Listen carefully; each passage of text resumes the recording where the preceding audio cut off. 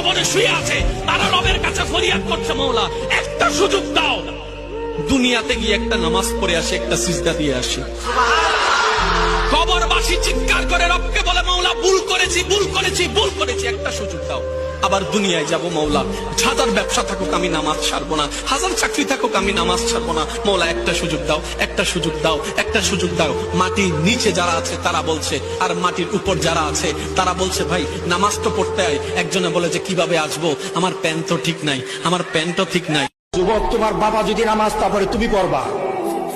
আজকে আমাদের মেয়েগুলিকে বলি, তোমার মা যদি নামাজ তা পড়ে তুমি নামাজ পড়বা, তোমার দাদা যদি নামাজ তা পড়ে তুমি নামাজ পড়ো। তোমাকে দেখে দেখে যেন তোমার পরিবারের নামাজ। মনে রেখো বান্দা, দুনিয়া নিয়ে ব্যস্ত হয়ে গেলা, আল্লাহকুমুত তাকাসুর, দুনিয়া বাড়ানোর নেশা তোমাদেরকে আমি আল্লাহ থেকে, ইবাদত থেকে গাফেল করে দিল। হাত্তা জুরতুমুল মাকাবির, মনে রেখো এরই মধ্যে একদিন তুমি পৌঁছে যাবে কবরস্থানে। মনোযোগ দিলেও মরে যাইবা, অমনোযোগ হইলেও মরে যাইবা, সেজদা দিলেও মরে যাইবা, নাফরমানি করলেও মরে যাইবা। যখন দেখবেন কোরআন আপনার বাসায় পড়ে আছে আর কোরআনের উপরে ধুলা জমে গেছে, তখন বুঝবেন যে আপনার কলবেও ধুলা জমে গেছে।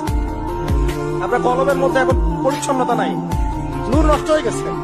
এই কারণেই তো কোরআনের উপর ধুলা পড়েছে।